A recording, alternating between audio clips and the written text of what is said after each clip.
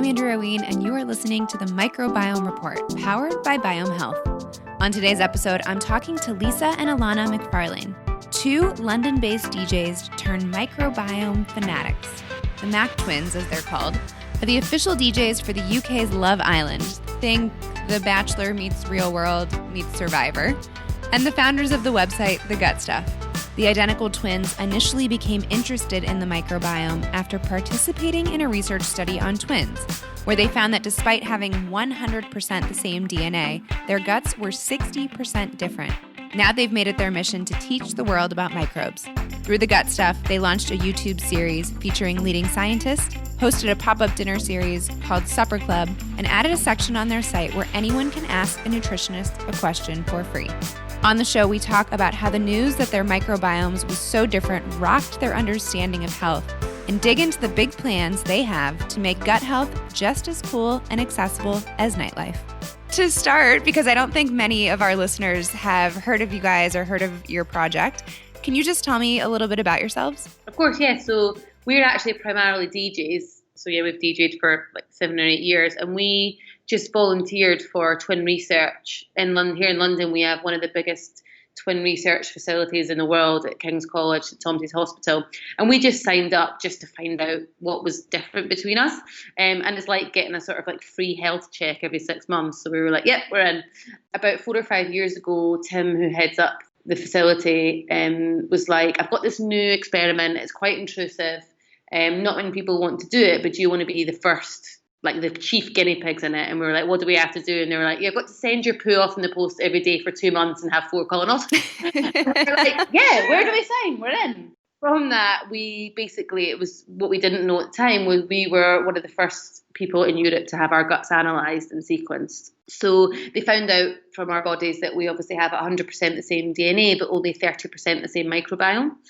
So they did that same test on more twins and found the same thing. And then over the past sort of 3 or 4 years, they've done different experiments on Lisa and I, from measuring blood glucose levels with the microbiome to doing different diets, doing exercise. And as we were going through all the research, we were just fascinated by the gut and how important it was and how it was linked to everything. And we then got quite angry as to why nobody knew about this. All the sort of different people that we were speaking to in lots of different departments, from immunology to Parkinson's to mental health, none of them were speaking to each other. And actually we were like, why does nobody know this information? And here in the UK, there was sort of like tabloid papers talking about it, but it was a bit like kefir kombucha, woohoo, and not actually cementing the importance of the gut for overall health. So we set up a YouTube series about 2 years ago now, which is mad, interviewing scientists about gut health, but making it fun and accessible. So every time we were interviewing the scientists, we were like, pretend we're toddlers. So we sort of distilled hour-long interviews down to like 2-minute bite-sized chunks for a younger millennial audience. And then the New York Times hailed the gut as the thing of 2017. And we had set up a website, just ethically, we thought it would be good for somewhere for people to go. It was so bad, like the branding was awful. It was just like, we just put scientific papers up for people to sift through. And the website hits started to go through the roof. And we were like, right, okay, this is actually a thing. The more passionate we got, the more we were like, the people that need this information aren't getting it. And we need to, like, we're from working class Scotland. And if a lot of these people knew just one nugget of information, for example, they should be eating more fibre, everyone wouldn't die very young as they do in Scotland. So there was a lot of passion in there to get the word out there, and it was just a passion point project at this point because we were still DJing a lot. And then we teamed up with a branding agency called JKR, made our amazing branding, and that put us on a platform. Yeah, it's just sort of went from strength to strength from there, really. It's sort of a bigger beast than we ever could have imagined it. Well, it looks great now. The branding is on point, and the content is very helpful for people who are just getting started in the microbiome and trying to figure out what it's all about. But is it safe to say then, before you had the testing done on yourself, you didn't really think much about gut health or didn't really have an interest in gut health? We literally, knew zero. This was like very much all new to us as we started going through the experiment. I think it's been quite good for us to like coming at it from an objective point of view, like not having a background in nutrition, because we can make it quite clear and accessible, because if we can't understand it, a lot of people aren't going to be able to. So, and also you sort of you think laterally about things and ask different questions when you're not within that industry. And I think that having an unbiased voice, but also a realistic voice in this space for the microbiome at the minute is really important, because a lot of the information is sensationalized and there's a hell of a lot of cowboys out there. So I think for us, we sort of ask the obvious questions and we're able to sort of come at it from a sideline point of view, I guess. What's been the reaction to the project overall? Are people excited about it? Are they blown away that this is information that they didn't know? Kind of what's been the response? It's difficult because obviously on socials you get sort of one response, but we actually took over one of the main tube stations here for a week with kind of 6 brands that we love in the space. And that was brilliant because there was 70,000 people a day came through, and it was really good to see what the kind of baseline knowledge was and where, because you, again, like I think in London it's probably similar in New York, it can turn into a bit of an echo chamber where you assume people know more than they do, and actually it's just a lot of people in the industry talking to each other. And actually what we realised was the baseline knowledge is still quite new, and actually probiotics, people are still not even grasping how important the gut is, never mind probiotics and polybiotics and prebiotics and all the rest of it. So I think that people are really shocked and surprised about how much impact it has, but also I think none of us can overestimate how much people actually know in the space. From your own journey, so when you go back to when you had your microbiome sequenced for the first time and only 30% of it was the same, what kind of diet and lifestyle were you living? Were you living pretty much the same, traveling together and eating a lot of the same foods, or was it completely different? It was, I mean, we lived quite similar lifestyles. I think we were even living together at that point, were we? Yeah. Maybe just. They've obviously found out through our bodies that like it can be from things that had happened so many years ago. Like I suffered from arthritis since I was 7. And it was a hereditary type of arthritis. So the doctors were just baffled why Lisa didn't have it as well. So they were just it all started to make sense of things that happened in the past. You know, we didn't have exactly the same illnesses or antibiotics growing up. We actually lived apart for 5 years. So I stayed in Edinburgh for university and Lisa came down to London. So there were so many different factors that could have contributed to it. But the first experiment we did, they put us on the same diet for 2 months. So they take that variable out. Even with the same diet, we were still completely different, which was fascinating. Did they get closer together? Was it like, okay, now 60% is the same, or was it still always really far apart no matter what you did that was the same? The diversity was... It got a lot bit because we did 1 month of eating just processed foods and drinking alcohol. And then we did a month of eating fiber bars and just having like a veg plant-based diet. And both our diversity increased by a lot in that month, which was interesting, but it was still pretty different. So the species were different. But I think it would be fascinating now to do it again when the technology's further forward, which we're planning to do next year. So doing all those experiments and getting the gut sequenced at different times, have you found the diet that's right or best for you or makes you feel the best with the least amount of symptoms? Yeah. I mean, we've been quite lucky. Both of us don't really suffer from digestive issues on like a constant basis. It's more, after we've been on a night out or whatever, like everyone. But yeah, we've definitely found what works for each other. And like, for example, I really like fasting and Lisa gets very hangry. So there's, just quite a lot of different things. But the things that we both do now, we both think about fibre a lot more. We have fermented foods, whereas before we'd never even heard of fermented foods. I mean, coming from Scotland, even avocado was quite a stretch, or kale. We were like, oh, that's something we fed the guinea pig when we were 7 for its birthday. Just in terms of variety and diversity, we've sort of adopted that. And even our first taste of kombucha, we were like, oh, yuck. But now we've just changed our palates, and it's something that's in our daily lives now.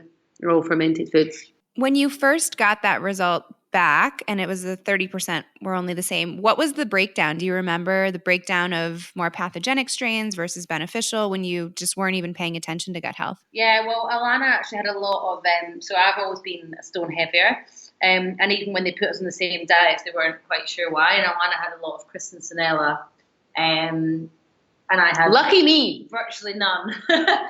So there was that. And then the thing that surprised us most, I think, was just that my diversity was pretty shocking, because I'd been on a series of antibiotics for quite a long time, and Alana's was a lot better, and she was generally healthier. This came out of the studies, but obviously we're still so far early doors into knowing what each bacteria do specifically. So, but yeah, Alana was always much healthier than I was, thinner, which obviously we don't focus on the weight thing, but if people do, then that was what happened, and just generally better.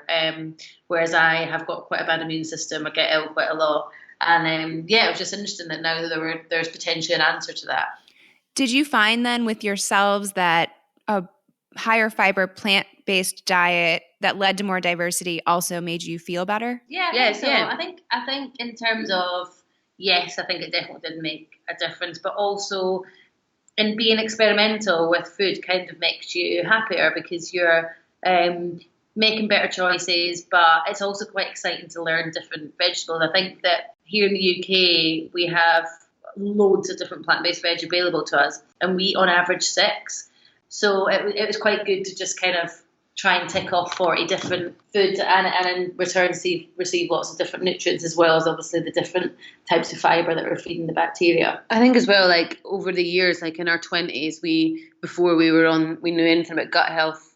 I think I speak for a lot of the UK nation here, is that all the diets that everyone went on were about restriction, and that obviously mentally plays a shocking part in your health.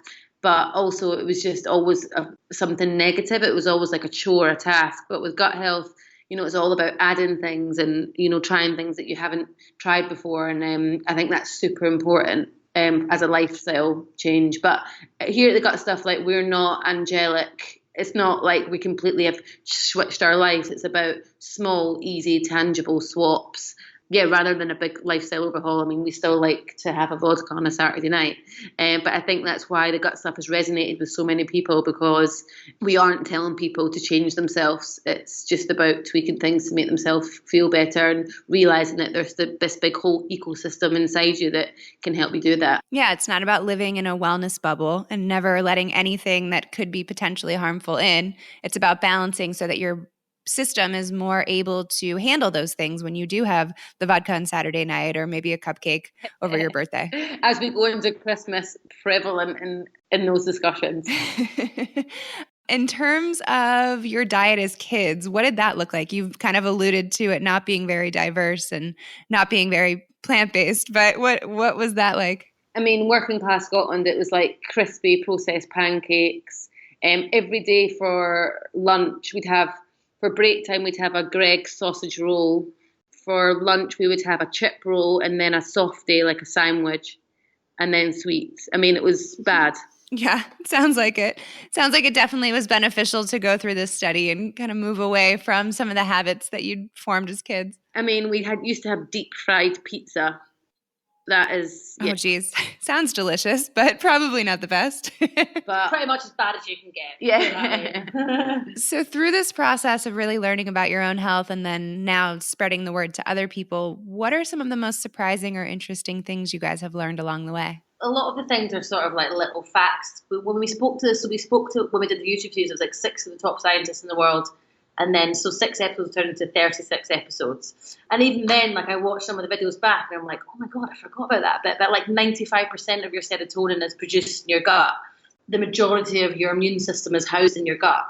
Just like little facts like that, you're like, wow, this thing is super important. And yeah, I think the science is something that has always bowled us over in that sense, and how it's been ignored for so long. Obviously, Hippocrates said all disease begins in the gut hundreds of years ago, and then we all sort of chose to ignore it. And I think that just generally, it surprises me how lax people are about what they put inside their bodies and how badly they mistreat the interior.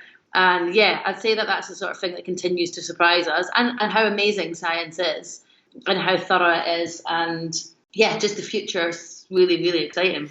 I think it's interesting too that I think a lot of humankind knew these things inherently in some way back, centuries ago.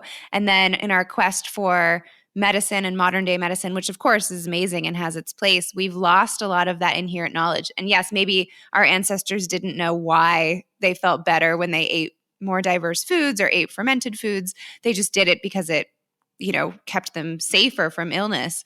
And now we're really getting that science to back it up, which is so exciting. Exactly. I think it's like the why piece that we've all been waiting on, like even with fiber, and just like I think that the technology has meant that we haven't got there yet. But now we're all starting to unfold and it's all kind of starting to come together. So in that same vein, talking to people that maybe don't know as much about gut health as you do now, what are you finding are the biggest misconceptions? What are people most confused by? The complex nature of it, like people are like, oh, what do you mean my beer belly? Or do you mean Yakult? And it's like, yeah, sort of. It's just very difficult for people to get their head around that bacteria can be good. It also is a difficult message for the personalization element of that. It's easier for us to portray because obviously we embody that. Like if we can't be sold the same thing, then nobody can. But there's a lot of barriers that come up, and even just the words microbiome, like if you come out with London, even an hour out of London, you say the word microbiome or probiotics, people are like, what are you talking about? So the words that people are using are complicated and scientific. It's probably the wording, I think, that is confusing people the most. And just getting your head around that you're outnumbered by the ecosystem that lives in and around you. I think just people are just like, oh God, no, it's freaking me out. But it's about giving people bite-sized chunks and making it in steps. If you overload people with information, they just run away. And I think that's what we've tried to do is, give people small bites of information. And if they want to delve deeper into it, then they can, and the science is all there. But I think it's about small, simple nuggets of wisdom. Yeah. What's your overall goal with the gut stuff? Where are you guys going in the next year?